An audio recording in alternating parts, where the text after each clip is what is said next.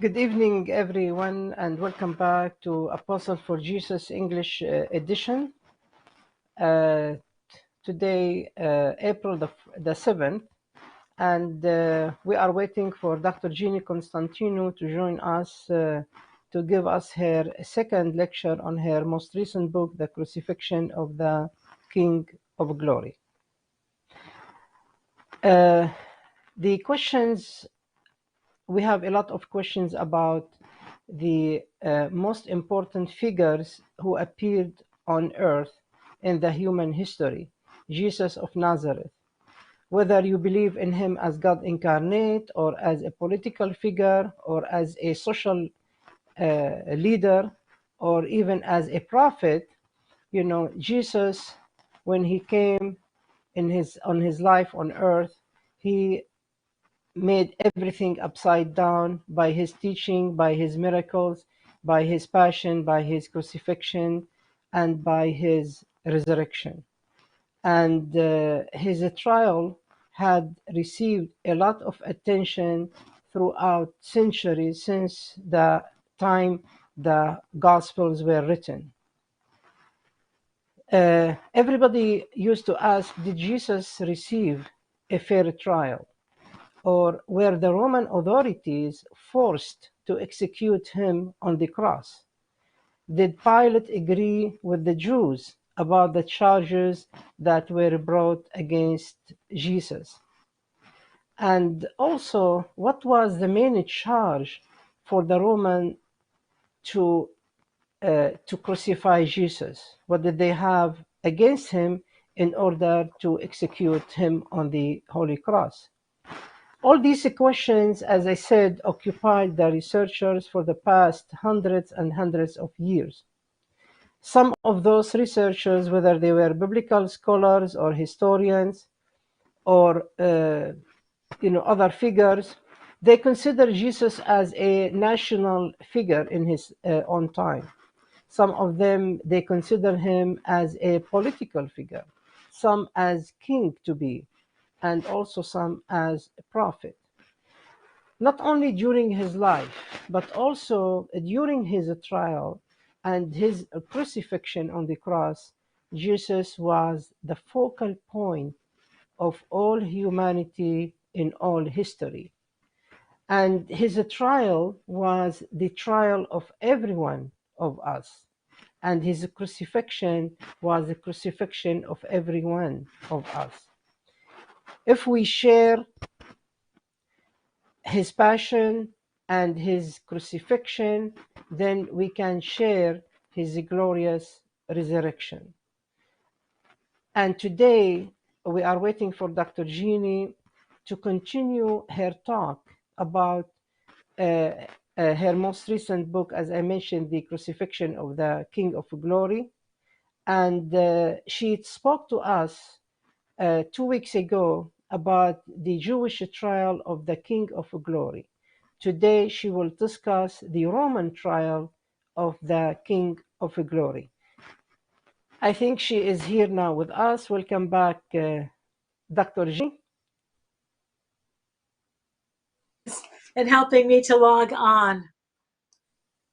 So, yes, we're going to talk about the Roman trial. So, of course, Jesus was a Roman subject, not a Roman citizen. Most people in the empire were not Roman citizens. Most people in the empire were subjects of Rome. So it's estimated that only about 10% of the people in the empire were actually citizens, and that gave them sort of special privileges that other people didn't have. One of those was St. Paul, of course. But Jesus, as a Roman subject, was subject to the arbitrary, we could say, arbitrary jurisdiction of the Roman governor. He had literally the right to execute anyone he wanted. And so this is why we see Jesus being brought before him. I think I might have mentioned last time when we were talking about the fact that Jesus had this Jewish trial before the Sanhedrin, even though he had the Jewish trial, and they legally they couldn't put him to death because that was reserved for the Romans. even though they legally couldn't put him to death, they could have murdered him since he was in their custody, but they didn't want to do that. They wanted him to be brought before the Roman authorities and be crucified because they wanted to make a public example of him. That's why Jesus is brought before the Romans. So even though he's not a Roman citizen, he's still subject to Roman prosecution if the governor, Pontius Pilate, decided that he had committed a crime and he deserved to be punished for that. So this is where we stand right now.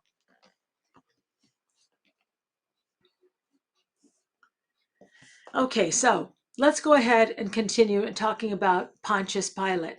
So sometimes when we are reading the New Testament, it can become a little confusing because we hear about Herod, that's obviously a king and it's a Jewish king. Other times we read about a Roman governor like Pontius Pilate, or let's say Felix or Festus in the book of Acts. So why are there so many different types of jurisdictions? There were lots of different forms of government under the umbrella of Rome. So, first of all, Rome preferred to have local people manage their own private affairs. The Jews had the right to have their own courts and try their own cases. They did not have to come to the Romans for anything unless they wanted to put somebody to death. So the Jews had this, and so did not just the Jews, but all people. The Romans also liked to utilize satellite kings or puppet kings, men who ruled as a king, but they were really under the direction of Rome. They couldn't do whatever they wanted. They weren't completely independent. So one of these at the time of Jesus's adulthood is Herod Antipas. He's the king in Galilee. Jesus really was from Galilee, so he was really a citizen of that area. It's an independent kingdom. So Pontius Pilate is governor of the regions that are not part of Herod's kingdom. So this would be Samaria to the north, and Judea, and also Idumea, which was another kingdom south of that. That area had once belonged to, it was under a different king. His name was Archelaus. He was one of Herod the Great's sons, but he was such a terrible ruler, had such bad management, killed a lot of people very arbitrarily, that the Romans took that kingdom away from him, and they decided to just govern it directly through Rome, through a Roman governor. Okay, and that in this case is Pontius Pilate. So let's talk about Pilate. Pilate was governor of Judea for 12 years. And at this time, which we're pretty confident that the year here is the year 33, he had already been governor of Judea for at least 7 years. That's a long time. He knows the people very, very well. He understands their little, foibles, etc. He knows the Jewish sensitivities. He knows these Jewish leaders, and he has had to work with them and cooperate with them to keep everything calm and peaceful and the taxes flowing to Rome. So the usual period of tenure for a Roman governor was 2 years. So why was Pilate there altogether 12 years? Well, he was there for a long time because obviously it suited him, and probably he got rich by the time that he spent in Judea. And this was illegal, but it was common. So people like Pilate, who was not at the highest level of nobility in Rome, but maybe a little bit below that, he was of the equestrian rank. Pilate would have been interested in taking a position in Judea so he could get wealthy by going there. And this was not because of his pay, but because they used to receive bribes. You see, they used to receive a lot of kickbacks, a lot of bribes for various kinds of appointments. Among the appointments that the Roman governor would make was to appoint the high priest of the Jews. Now, this was horrible. It wasn't correct under Jewish law, but that's one of the ways that they kept control over the people. So Pilate knew the chief priest, he knew the high priest, he had chosen the high priest Caiaphas, and probably received a very generous bribe for that appointment, you see. So after Jesus has been condemned to death by the Jewish leaders, they take him very early in the morning to Pilate. This is now Friday morning. So there was a Jewish trial that was held in the middle of the night from very, very late Thursday night to the very early hours right after midnight on Friday. The Jewish trial was held in Caiaphas's house, which is, of course, irregular and illegal. And he's condemned to death for what he says. We already talked about that last time. But now, virtually at the crack of dawn, they take him to Pilate. They know that Pilate is going to be at work, even though it's very early in the morning, around 6 a.m. The Romans like to have a very early workday. They would work from about 6 a.m. until about noon. And then they had the rest of the day off. And especially in the summertime, in a hot climate like Judea or in Rome, they like to have their afternoons off. So Jesus was brought very, very early in the morning before Pilate. We don't know if it was as early as 6 o'clock, but definitely was early. And this was before anybody down in the city below knew what had happened to Jesus. Because remember, he had been arrested in the middle of the night, put on trial in the middle of the night by the Jewish leaders, and now he was taken before Pilate. And this was very intentional. They wanted him sentenced to death very early before anybody could find out about it, and anybody might have ideas about rescuing him or protesting his appearance before Pilate. So I've been talking for a long time. Please feel free to interrupt me whenever you want to, Adrian.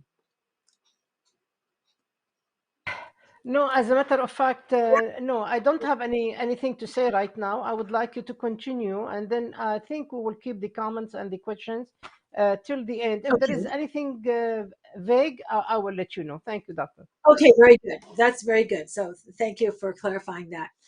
All right. So now Pilate, Jesus is brought before Pilate. And we have four different accounts of the Roman trial. All four gospels discuss Jesus's appearance before Pilate. Now, John's gospel has the most lengthy description of what happened. So I'm going to take a look at that and focus mainly on that. So here's what happens. The Jewish leaders take Jesus to Pilate. And I'm here, this is based on what John wrote. And Pilate is kind of surprised to see them. He knows that the next day is Passover. By the way, Pilate wasn't usually in Judea. Pilate ordinarily stayed in the Roman capital, which was called Caesarea Maritima, a beautiful city that was considered a wonder of ancient engineering because Herod the Great had built that city and dedicated to Augustus Caesar. That's why it was called Caesarea. And it was right on the coast. And that's why it was called Caesarea Maritima, which means by the sea. That was a thoroughly Roman city. It had the amphitheater, it had a hippodrome, it had the temples for their gods. The Roman buildings of administration were there. If Jesus had been put on trial there, he would have been brought to a special room where Pilate would have heard cases. And by the way, hearing cases, criminal cases, and other kinds of cases was a large part of the job of a Roman governor. It actually took a lot of time. He was the representative of the empire, the representative of the emperor himself.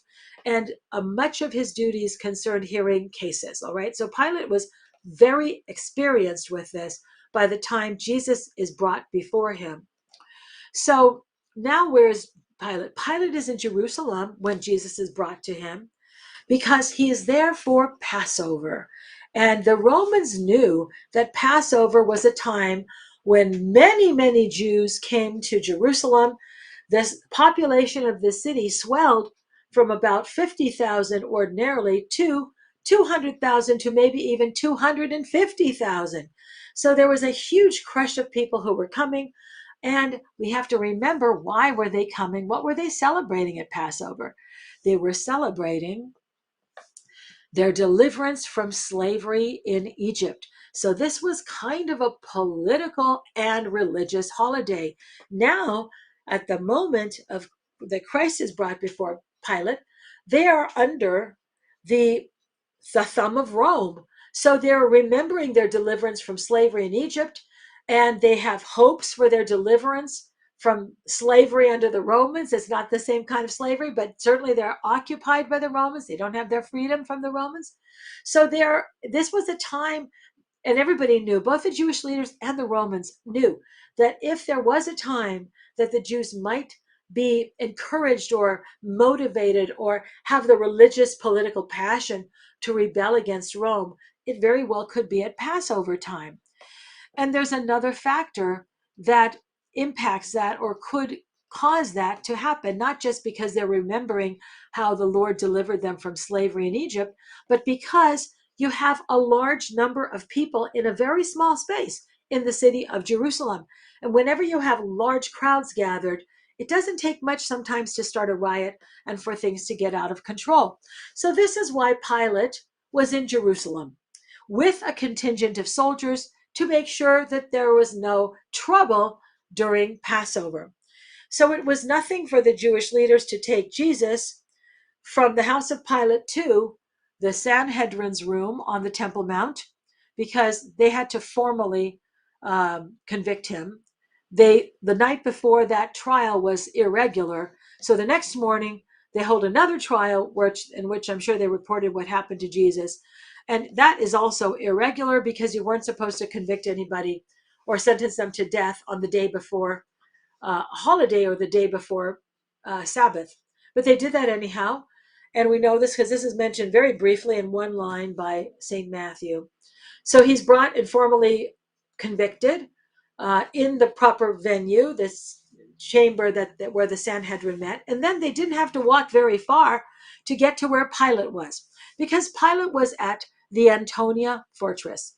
And this fortress was sitting on the Temple Mount, overlooking the big open space where the Jews would sometimes gather. It was called the big open space was called the Court of the Gentiles, because anyone could be down there in that courtyard, including Gentiles. So from that vantage point, they could survey the crowd. The Roman soldiers could survey the crowd.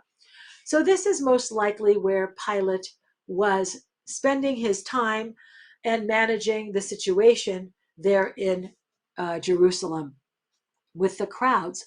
So now they just have to walk a few hundred yards across the court of the Gentiles with Jesus as a prisoner and ask to see Pontius Pilate. And that's exactly what they do. So what happens? What do the Jewish leaders say to Pilate? This is very interesting. When he says, "Who is this? Who have you brought to me?" Right? And why have you brought him to me? Now, first of all, what this tells us is that Pilate knew nothing about Jesus. This is important because there are many people today who say, well, of course, Pilate knew all about Jesus. And they also think that the gospel descriptions of how Pilate behaved are not accurate. I'm going to explain to you why they are accurate. But this idea that Pilate, of course, knew about Jesus is not true. It is clear that he has never heard of Jesus before, and he's never seen him before. And this proves that Jesus was not a threat to Rome. You see, that's the important part. Jesus was not a threat to Rome. If he was, Pilate would have heard of him, because Pilate had a lot of informants. He definitely wanted to keep control of the crowds. He wanted to be sure that no one rebelled. So he had informants. Now, think about that question that the Jewish leaders asked Jesus about paying tribute to Caesar. Why did they ask that question? They don't really want a religious ruling from Jesus.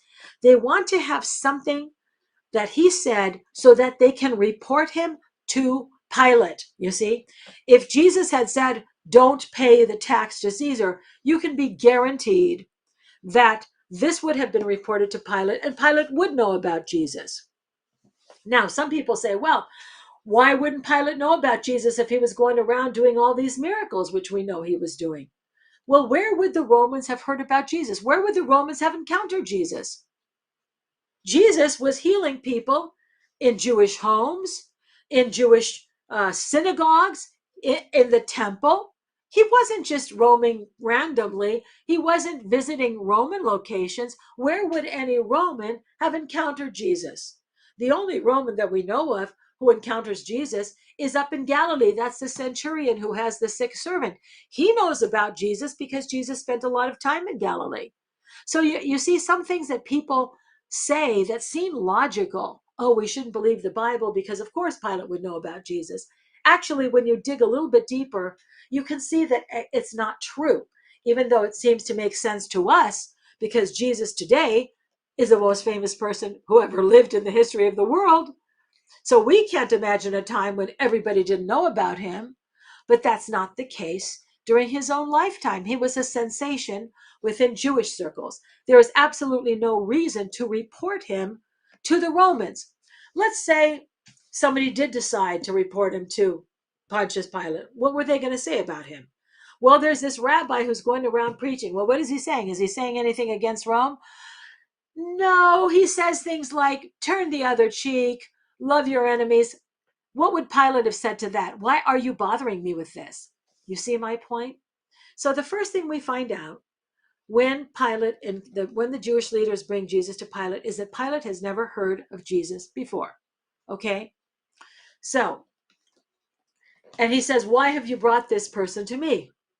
And what is their answer? This is in the Gospel of John. If he were not an evildoer, we would not have brought him to you. So what is Pilate's reaction? Take him away and judge him according to your own law. So first of all, remember I told you that the Jews did have the right to have their own trials and to judge people according to their own law, Jewish law, and to punish people. They just couldn't kill anybody. And we know that that's what they really want. They haven't said that yet. But why doesn't Pilate take the case? Because evildoer is not a crime under Roman law. You see, you can't just expect Pilate to execute somebody. He can only try a person who has violated Roman law. He's not there to try somebody who's violated Jewish law. He's a Roman governor. He's not a Jewish governor. He doesn't have the authority. Just as today, if you get stopped by a policeman, let's say you're driving, you get stopped by a policeman, and he decides to give you a ticket, he has to allege a crime, okay, a misdemeanor, whatever, a violation of the traffic code. He has to, and it will say on there, if you get a ticket, it will say violation of traffic code, ordinance number 7562.03, okay, something like that, speeding or running a red light or something like this. He can't give you a ticket because he doesn't like the color of your car, okay? He can't give you a ticket and a fine because he doesn't like, the way the sunglasses you were wearing as you were driving your car. You see my point? This was a case in Rome as well. The Jewish leaders, the first thing out of their mouth is, if he was not an evildoer, we would not have brought him to you. Well, evildoer is not a crime. And so Pilate, from the very beginning, recognizes that they have no case against Jesus. This is why he is reluctant to put Jesus to death, because he realizes that they just don't like the guy. And Pilate doesn't want to be involved in this. That's why he says, take him away and judge him according to your own law. Now, the Jewish leaders have judged Jesus, right? According to their own law. They had a trial. They felt that he was guilty of something. They could have punished him. How would they have punished him? Not by stoning, because that's a death sentence. By whipping him, by administering 40 lashes minus 1. We know that this is something that they did do when they charged someone with blasphemy. How do we know this? St. Paul mentions it in 1 Corinthians chapter 11, rather 2 Corinthians chapter 11. He says, 5 times I received from the Jews 40 lashes minus 1. And why did the Jews lash St. Paul? Because he said things that they considered blasphemy, like Jesus is the Lord. Jesus is the Son of God. So they stripped him down and they gave him 39 lashes with a whip. That was a Jewish punishment. Do you see my point? Okay. So they had the right to punish Jesus. They just couldn't kill him. That was not enough for them. They wanted him dead, and they wanted him dead by crucifixion. First of all, to make an example of him. And secondly, so that they could sort of have some deniability. They could say, well, we didn't put him to death. It was the Romans who did that, right? Jesus did something against Roman law, so it's not our fault. They didn't want the people to blame them for the death of Jesus. Jesus was very popular. So this is why they wanted the Romans to put him to death. So the first thing they say is, if he were not an evildoer, we would not have brought him to you. And Pilate says, take him away and judge him by your own law. This is a busy day. Pilate has a lot of things to do. He doesn't want to be bothered with this nonsense. He doesn't want to get involved in their little religious quarrels. He knows that this is a dispute about Jewish law. And so he says, take him away. And so now, what happens is Jesus is led into the praetorium, into the building. The Jewish leaders stay outside. Why is that? Because if you entered under the roof of a pagan, you would be defiled and you would not be allowed to participate in the religious ceremonies, which were going to start at sunset that very day. It's now Friday morning. You can be cleansed of your defilement, but that takes time. There wouldn't be enough time.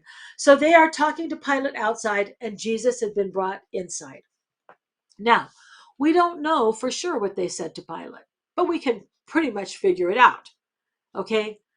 When Pilate comes back inside and has a conversation with Jesus, he asks him a question. Are you the king of the Jews? So, what happened outside? What conversation did they have? What crime did they allege? They knew that they botched it when they said, if he was not an evildoer, we would have brought him. They knew that they had to allege now a Roman crime. They apparently thought that Pilate would rubber stamp whatever they wanted him to do, but he was not going to do that. So they obviously said that Jesus claimed to be king. And this probably they got from the welcome that he received in Jerusalem on Palm Sunday, when the people were shouting, Hosanna, son of David, Hosanna to the King of Israel, and hailing him as a king. Now, Jesus never claimed to be a king, right? He never claimed to be a king. He is the king because God is king, but he never claimed that. So Pilate, but now we know what the charge is. And the charge that the Jewish leaders alleged is treason. So Pilate comes back in. He says to Jesus, are you a king? And Jesus says, you say so. Very similar to what he said to the Jewish leaders. You say so. And that's a way of him saying yes, but you don't really understand the full import of what you're saying. And he says, if I were a king, he says, my kingdom is not of this world. Okay. So if I were a king of this world, my followers would fight to set me free. And that's a very good point. If he was claiming to be a king, that kind of information would have come to the ears of Pilate, you see. But Pilate has not heard of this. So he says, my kingdom is not of this world. I preach and I say the truth, and that's what I'm all about. And Pilate says, what is truth? So Pilate comes out to the Jewish leaders and say, I find no crime in him. He hasn't done anything wrong. Pilate immediately realizes they have no case. Because if Jesus really was claiming to be a king, again, that information would have come to Pilate, because that would be dangerous. That would be treason. He would be accurate, because Pilate was such a tough governor, so brutal, that he put a lot of people to death. Yes, that is true. But would he put someone to death that he really believed was not innocent, was not guilty of anything? I don't think so. Just because somebody is tough with criminals doesn't mean he willingly and easily put someone to death against whom no real crime has been alleged, against whom there is no evidence. There is absolutely no evidence that Jesus has done anything wrong. But the Jewish leaders are really, really trying to press Pilate to put Jesus to death. And he recognizes that he hasn't done anything wrong. So what do they say? Well, Pilate has a problem. What is the problem here with Pilate? The problem is that this is a very high level delegation, okay, that has come from the Sanhedrin. That's the highest ruling body of the Jews. These are chief priests. They didn't just send anybody over with Jesus. They sent very important people. And Pilate realizes that it's going to be very embarrassing for them if he simply releases Jesus outright. That is what he should do. Okay. But that's not what they want. So he knows that he can't really do that. So Pilate is the one who suggests Barabbas. But before he say no, he doesn't suggest Barabbas, he suggests the prisoner release. Now, before he does that, he thinks, well, here's what I will do for you. I will scourge him. In other words, I will punish him, even though I don't think he's done anything wrong. I'm going to punish him, and maybe that will be enough for them. All right. So this is where the scourging comes in. This is not a whipping. This is a scourging. It was done with an instrument. This was considered the worst possible thing next to being crucified. So there was a kind of a whip, but at the end there were many strands. It was a stubby handle, and then it was woven together with lots of different strands of leather. And at the end of the strands of leather, there was a sharp piece of metal. And when somebody was struck with this, there were 7 or 8 strands of leather with a sharp piece of metal. When somebody was struck with this instrument called the flagellum, the metal would grab into their back or their legs, and they would take a little piece of flesh out. So this is called a scourging. It's not a whipping. It's much, much, much worse than a scourging. A whip makes a straight, mark across the back. That's what St. Paul experienced, but Jesus got a scourging. This is much, much, much worse, you see. So Jesus is scourged, all right? Now, after this terrible experience in which he lost a lot of blood, by the way, that is something that always was done prior to a crucifixion as a matter of course, because people didn't die quickly by crucifixion. That doesn't really involve a lot of blood. Crucifixion isn't something that involves a lot of blood loss, but this does. Scourging involves a lot of blood loss. So now Jesus is scourged, and he's brought back in front of the Jewish leaders. And he's completely, we don't know, by the way, how many strokes he got from the flagellum. That number of 39 is for a Jewish whipping, not for a Roman scourging. And he probably got a pretty bad Roman scourging, okay, because he's too weak to carry his cross to the site of execution, you see. So he was not only whipped on the back, but his clothes were taken off of him. His entire body would have been marked up with all of these little wounds, everything from the bottom of the neck all the way down to his calves. So it was a very, very brutal type of punishment that was inflicted upon him, a scourging. So when he comes back and is standing before the Jewish leaders, Pilate says this, "Behold the man, look at him." Isn't that enough for you? That as if to say that when he says, "Behold the man," what he's trying to say, look at him. Jesus was standing there completely bloody, okay, wounded from head to toe. And when they see him, that's not enough for them. And what do they say? Away with him, crucify him. Okay? And Pilate becomes sarcastic. He's disgusted by this. This is a terrible punishment for anyone to endure. And he knows that Jesus hasn't done anything wrong. And they say, crucify him. And Pilate is full of sarcasm. You want me to crucify your king? And they say, we have no king but Caesar. This is a terrible thing to say because they have apostatized. Now, this is a lie. Of course, they hate Caesar. They hate Roman government. They hate the fact that they're under Rome, but they have denied that God is their king. They have said that Caesar is their rightful king. Now, Pilate is trying to get out of this mess. He really doesn't want to have anything to do with condemning Jesus to death. He hopes that by scourging Jesus, this will be enough to placate them. But by the sight of Jesus all bloodied, it seems to inflame them and inflame their passions and their determination to see him dead. Far from placating them, it seems to make them more wild. Now Pilate has to think of something else. How is he going to get out of this mess? Now, why does Pilate want to get out of this so badly?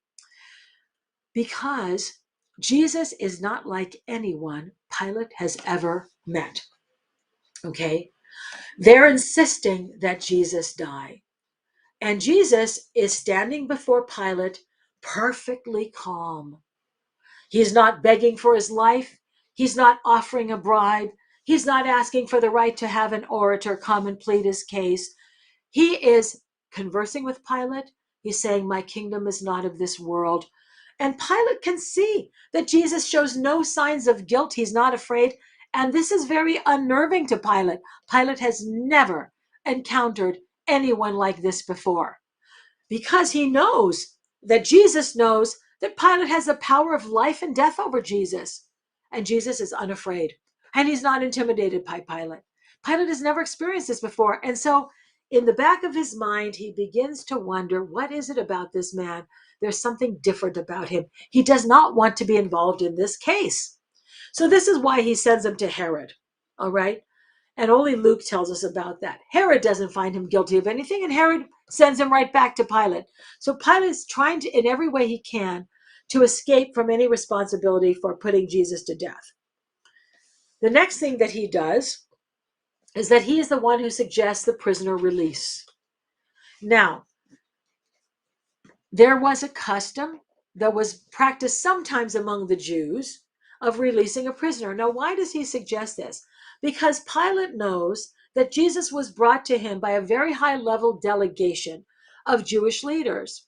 And it would be embarrassing for them if he just released Jesus outright. So he's looking for a way to avoid embarrassing them. And so this is why he suggests the prisoner release. And they said, no, no, no, we don't want this guy released. We want Barabbas. Okay? Now, Pilate really doesn't want to release Barabbas because Barabbas is a murderer. Barabbas is an insurrectionist. Barabbas has committed crimes against Rome. The last person Pilate wants to release is Barabbas, but he figures he'll let the crowd decide. Now, why does the crowd shout for Barabbas? This is another question. Well, as soon as the Jewish leaders hear that they're going to have this choice of Barabbas or Jesus, they go just a few hundred yards away to the temple where all of their friends are, and they bring people to come to stand outside the Antonia fortress and shout for Barabbas. You see? Now, what a lot of pastors and priests have like to say is that on Sunday they hailed him as the Messiah, and on Friday they were shouting, "Crucify him, crucify him." Well, that is absolutely ridiculous. It's not the same people.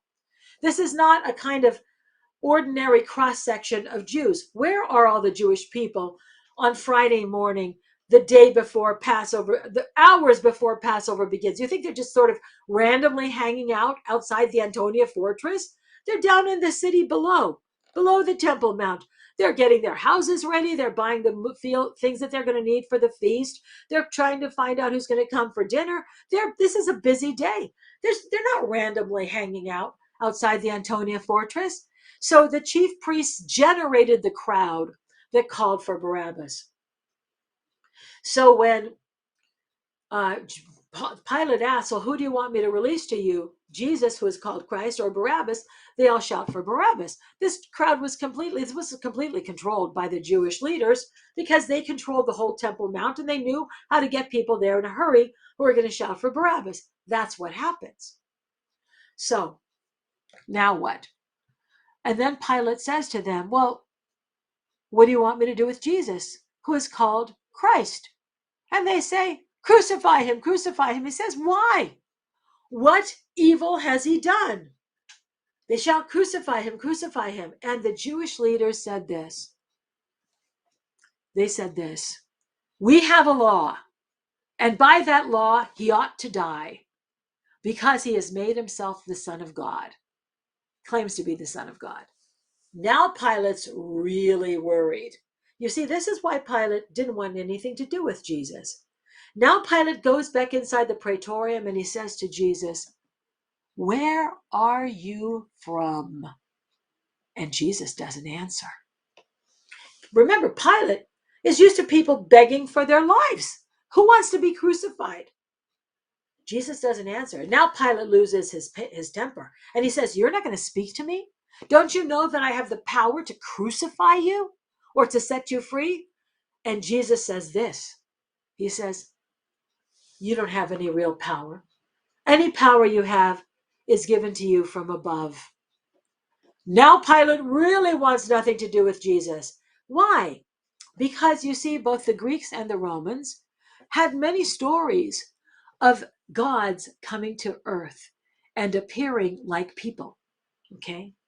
And if they were mistreated by the humans, they got their revenge.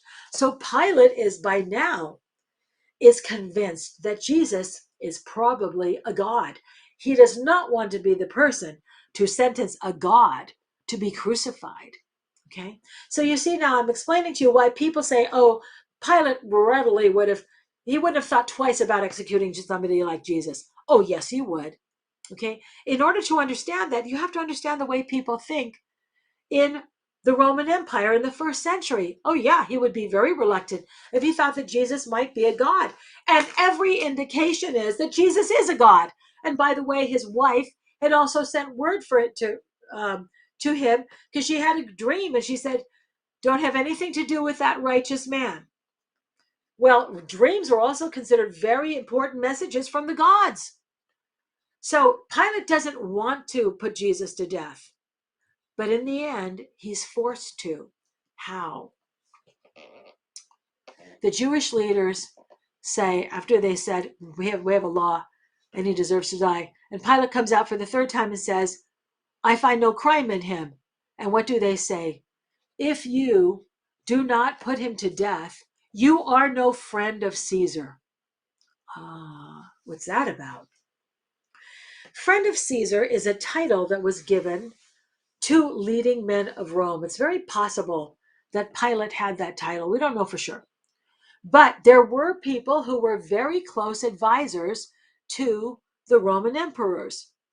And one of them, his name was Sejanus, was a very close friend of Tiberius Caesar, who was ruling at the time of the crucifixion of Christ.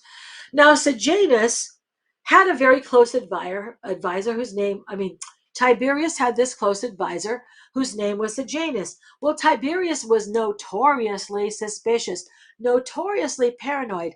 He had come to the conclusion that Sejanus was not his friend. Sejanus was disloyal. So Sejanus and everybody he knew had been put to death a few months before, you see. Now, the Jewish leaders knew all about the Roman politics. They knew all about everything that was happening in Rome. Don't think that they were just there praying in the temple. They were very politically savvy. They knew what had happened to Sejanus, who was very likely someone that Pilate knew personally. So when they say, if you don't execute this man, you are no friend of Caesar, Pilate knows immediately what they are saying. They are saying, if you don't put him to death, because we brought this man to you on the charge of treason. That's the highest Roman crime, by the way, not murder. Treason is the highest Roman crime.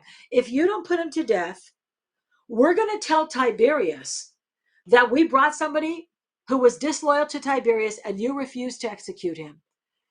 And so it is upon hearing those words, if you don't put him to death, you are no friend of Caesar, that Pilate immediately goes up to the judgment seat. This is the place where he would pronounce sentence and sentences Jesus to death. Because then he knows that it's either going to be Jesus or him. Because if he doesn't do it, he knows that they will tell Tiberius he will be removed, Pilate will be removed, and some other governor will be brought in who will put Jesus to death. Do you see my point? So they basically blackmailed Pilate. All right. So that is the story of the Roman trial. So I think it's a good place to stop right now. Okay. Well, thank you very much. I think you covered a lot of things, Dr. Jean. It's a little bit complicated and it has Yes. tiny details. We have to look at Yes. those. First of all, I have thankful from Iyad Jabur. He would like to thank you for all your speeches, and he would like to see you more and more on the channel. I have a few questions here about the trial of Jesus. I would like to say Okay. in the beginning, that you mentioned something about the King of the Jews. Of course, that's what they call Jesus, and that's what Pilate asked Christ, "Are Yes, you the right. King of the Jews?" And Right. this reminds me how, in the beginning of the presence of Christ on earth, the beginning, which is his birth, when the Yes. Magi came Yes. to Jerusalem asking Yes. about Yes. what? About the King of the Jews. And now, at the Right. end of his earthly mission, we have Mhm. also this King of the Jews appear again, but publicly, not like secretly, as it was That's right. on the Holy Nativity. Yes. And also, you mentioned something that's very interesting, that when the Jews brought Jesus in front of Pilate, they wanted him to die. That's their determination. They determined him to be crucified no matter what, because That's right. when Pilate told them, "Take him yourself, and Yes. according to your law, judge him," they said, "It's not permitted us to put anyone to death. That Yeah. means we already determined him to be dead no matter what." So that's why they Yeah. wanted the Pilate to crucify him, to find anything in order to crucify him. Now, I have just a few things here. First of all, from Afif Bitar, he says, "Does the movie Passion of Christ reflect Mm. a real picture of what really happened during the trial Yeah. of Jesus? How much Okay. it is close to the biblical text or the atmosphere?" All right. Well, unfortunately, that movie had a lot of historical errors, a lot of them. I don't, it's been many years since I saw it. I saw it in the theater when it came out, so I haven't seen it since then to count all the errors. But I remember that we Bible scholars were talking about it at the time, and one of my colleagues at the university counted 43 mistakes, and she stopped counting before she got to the end. So there's a lot of things, unfortunately, that are wrong about it. Let me just talk about a couple of things. First of all, Mel Gibson, even though he said he only used the Gospels for information, that's not true. He relied on certain Catholic traditions that were not in the Bible. Um, and so they're historically incorrect. There was one, supposedly, there's like a Catholic mystic saint who had certain visions about Jesus. When they show Jesus getting the scourging, by the way, um, before they do the scourging, they beat him with rods or they do other kinds of tortures to him. That's not in the scriptures. Okay, so they embellished it, they did other things. There's like a scene where Mary is cleaning up all the blood. I don't know why they would have that in there. I'm sure she wasn't there. When they have the Jewish trial, they don't call it the Jewish trial. We don't really know where it is. But when they arrest Jesus and they bring him to some space, it looks like the temple or I don't know where it is, the first question out of the mouths of the Jews is, "Are you the king of the Jews?" They didn't ask him that. Pilate asked him that. The Jews wouldn't ask him, "Are you the king of the Jews?" They said, they're asking him about the temple, which we talked about last time, you see. So that was incorrect. Um, in the movie, Pilate and Jesus are talking in Latin. That would never have happened. Not that Jesus wasn't capable of speaking Latin, but Pilate would have conducted this trial in Greek. That was the language of the empire, not Latin. Latin was only spoken in southern Italy, in central and southern Italy. So another thing, there are many, many mistakes in it. They show Jesus carrying the whole cross, like we see in icons or pictures or something like this. He could not have carried the whole cross. They didn't carry the whole cross. They only carried the cross beam that was laid across their back. They didn't carry the upright part. It was too heavy. Nobody could carry the whole thing and too awkward to carry. So there were many, many, many historical mistakes. So I wouldn't rely on that. And Sure. he gets crucified far away from Jerusalem. It's a beautiful shot. I mean, the cinematography was gorgeous, but it was historically incorrect. Jesus gets crucified on this hill, and Jerusalem is far in the distance. They wouldn't have marched him miles away to crucify him. He was crucified right outside the gates of the city. So there are many, many mistakes, unfortunately. But there are almost, you never find a Bible movie that's accurate. You should never get your information from a movie or that TV show, the about the Bible. That was full of it's even worse mistakes, terrible mistakes. Sorry Yeah, about that. definitely Wish I could. nothing.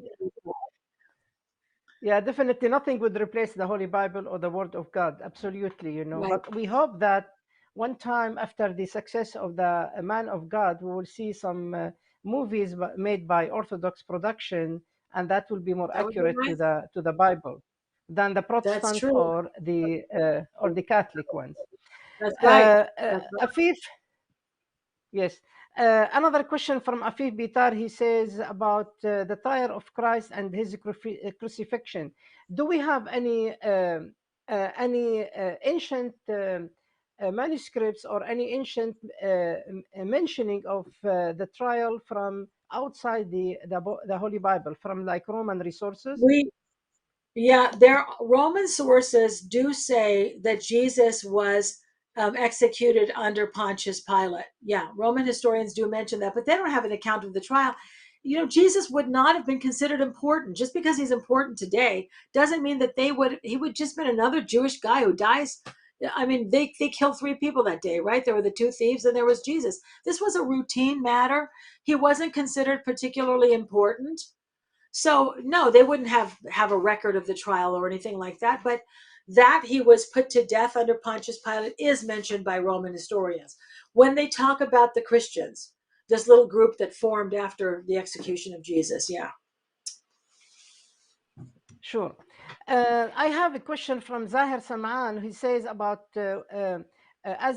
why Christians who know that the truth that Pilate washed his hands and he declared himself innocent of the yeah, blood of Jesus, why we still saying yeah, in our creed, who crucified under Pontius Pilate, not under yeah. Herod, for Right, right. Good example? point.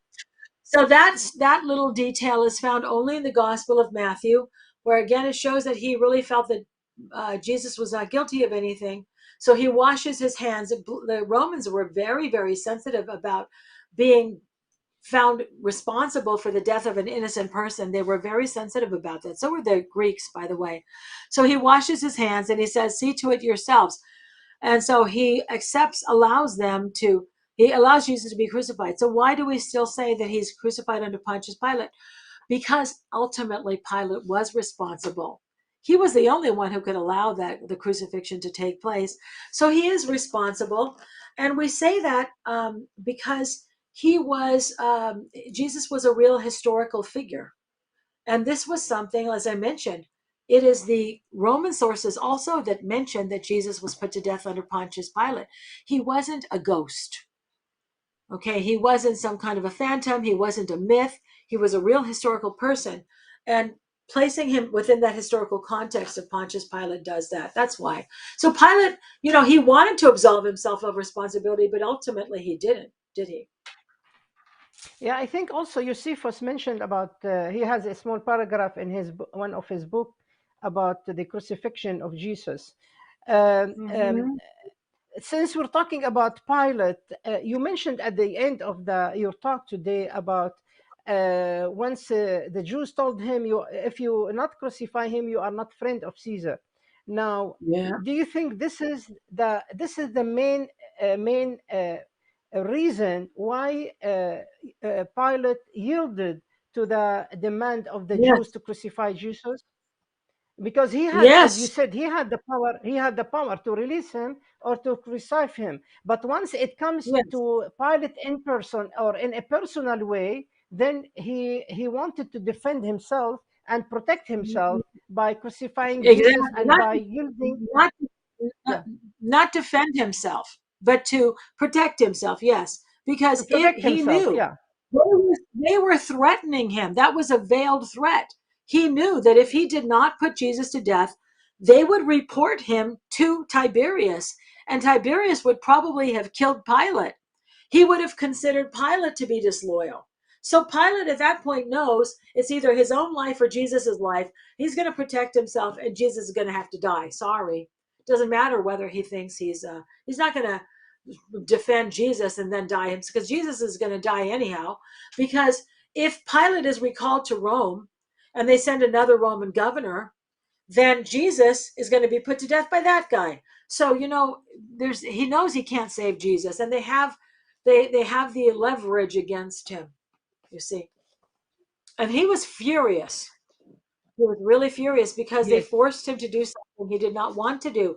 That's why on the titulus they say, don't say King of the Jews, say this man said, I am the King of Jews. And he wouldn't change it because he wanted to embarrass them. So on the titulus, on the placard, when Jesus is hanging on the cross, it says King of the Jews. And that was a deliberate way to embarrass them because of what they did to him. Remember that Pilate tried to help them. Pilate said, Pilate doesn't say this, but we understand what's happening. He's trying to get Jesus released by the prisoner release so that they will not be embarrassed. But they have humiliated Pilate. They have manipulated Pilate to do something he did not want to do. He really believed Jesus was a God. So he doesn't want anything to do with definitely. this. They're not grateful to him. They're going to push. They were determined to put Jesus to death, and nothing would stop them, nothing at all. Sure. I have two more questions and one question for myself.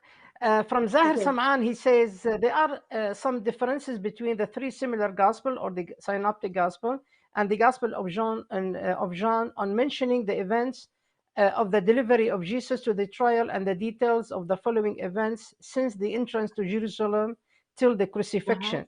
He says, my Mhm. question is, which one of them our church follow or believe in his story? Well, first That's of what the all, question we is. don't have, I understand that. We don't have to choose between them. Okay. The church accepts all the gospels, they're all scripture. Sometimes there are little variations. John's account is mostly what I followed in describing what happened to you because it's the longest, it's the most, has the most detail. But whether or not there's a slight difference, okay, the synoptic accounts, Matthew, Mark, and Luke, it's a much more truncated, it's a much more abbreviated account of the trial before Pilate. So if let's say John doesn't mention that Pilate washes his hands, does that make any real difference? Does that mean that John is inaccurate? Do you see my point? So we have to be very careful about saying this one is true and this one is not true. The fact is, we have four accounts. They're all reliable, and they're entitled. The evangelists are entitled to tell the story their way. Matthew has the washing of the hands. Matthew also has the blood curse. John doesn't have that, where they say his blood be upon us and upon our children. So no gospel has everything. And by the way, um, most of what Jesus said and did, we don't know about because the Gospels are very short and most of it was not written down. So you should not look at it that way. Okay, that's not having an Orthodox phronema. Should have the Orthodox mind and Okay. say all of them are true. Okay, the other question next. Go Okay. ahead. The other question will be, um, is there any historical evidence about a letter sent from Pilate to Caesar about the No, trial of no, Jesus? no, no, no. That's a fabrication. That's a forgery. That's part of the Apocrypha. No, there's just no All right. reason. Okay, no, absolutely not. And people like it. It would be Okay. nice. Would be great if we had it, but it's too late. We know it's a forgery. Okay, what else? All right. Your question. So the last question, we're coming to the end of the episode. Mike, the last question is coming from me. During your preparation for your most recent book about the crucifixion of the King of Glory, I'm sure you have studied and read a lot of people, which is a very nice book, by Yes. the way. We recommend everybody to Thank read it. you.